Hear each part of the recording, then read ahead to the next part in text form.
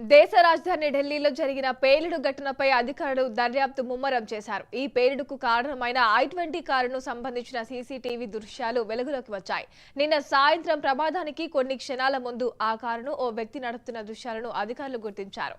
Car నడుపుతున్న వ్యక్తి వైద్యుడు మహమ్మద్ ఉమర్ అని అధికారులు అనుమానం వ్యక్తం చేస్తున్నారు. అతడికి ఫరీదాబాద్ మాడ్యూల్తో సంబంధాలున్నట్లు అధికార వర్గాలు తెలిపాయి. దీనిపై పూర్తి వివరాలు ఇంకా తెలియాల్సి ఉందని దర్యాప్తు అధికారులు తెలిపారు.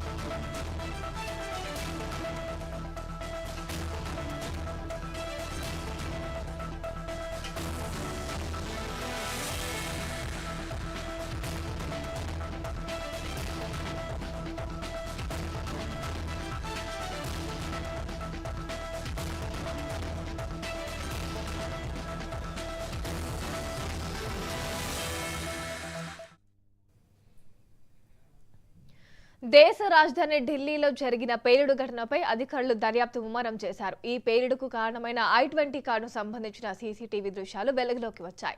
నిన్న సాయంత్రం ప్రమాదానికి కొన్ని క్షణాల ముందు ఆ కారును ఓ వ్యక్తి నడుపుతున్న దృశ్యాలను అధికారులు గుర్తించారు. కారు నడుపుతున్న వ్యక్తి వైద్యుడు మహమ్మద్ ఉమర్ అని అధికారులు అనుమానం వ్యక్తం చేస్తున్నారు.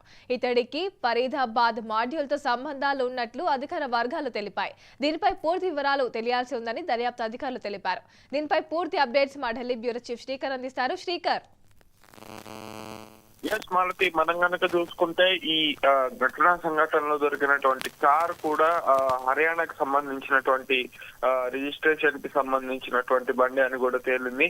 మరియు కార్ నడుపుతున్నటువంటి వ్యక్తి చరిత్ర కనుక మనం తీసుకుంటే ఇతనికి పుల్వామా మరియు ఆ పరిసర ప్రాంతాలు ఫరీదాబాద్ లో కూడా ఇతను నిత్యం వెళ్ళి వస్తున్నట్లుగా కూడా మనకు అర్థమవుతుంది.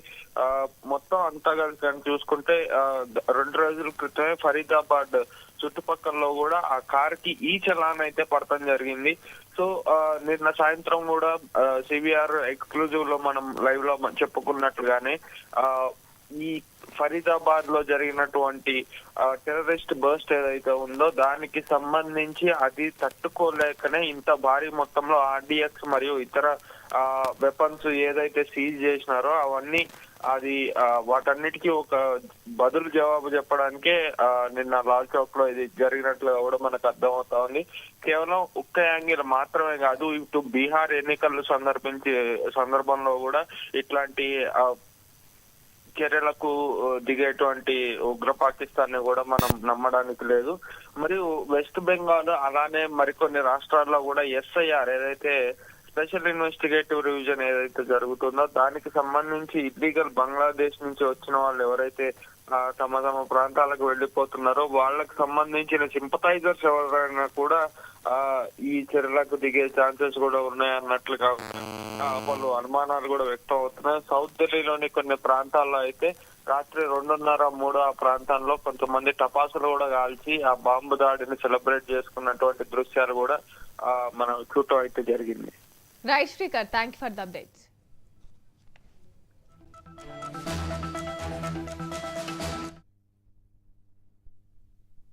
ब्लास्ट की सूचना आते ही 10 मिनट में Delhi crime branch, Delhi special branch की टीमें स्पॉट पर पहुंची है। NSG और NIA की टीम FSL के साथ अभी गहन जांच करने का शुरू किया है। आसपास के स्थान के सभी CCTV कैमरा और बाकी सब चीज़ों की जांच के आदेश दे दिए हैं। मेरी CP दिल्ली से भी बात हुई है, स्पेशल ब्रांच के इंचार्ज से भी बात हुई है।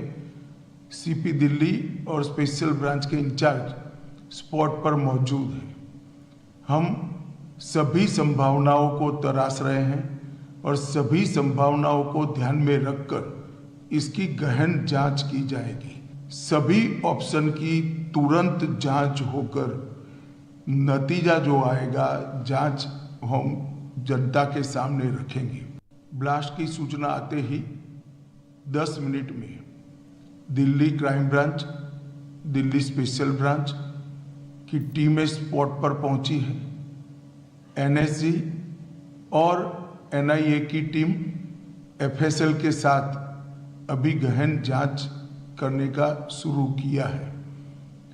आसपास के स्थान के सभी सीसीटीवी कैमरा और बाकी सब चीज़ों की जांच के आदेश दे दिए हैं। मेरी सीपी दिल्ली से भी बात हुई है, स्पेशल ब्रांच के इंचार्ज से भी बात हुई है। सीपी दिल्ली और स्पेशल ब्रांच के इंचार्ज स्पॉट पर मौजूद हैं।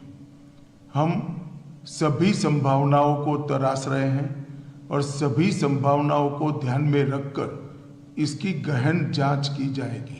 सभी ऑप्शन की तुरंत जांच होकर नतीजा जो आएगा जांच हम जनता के सामने रखेंगे।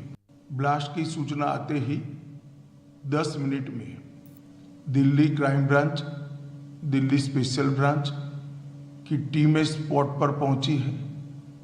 एनएसजी और एनआईए की टीम एफएसएल के साथ अभी गहन जांच करने का शुरू किया है। आसपास के स्थान के सभी सीसीटीवी कैमरा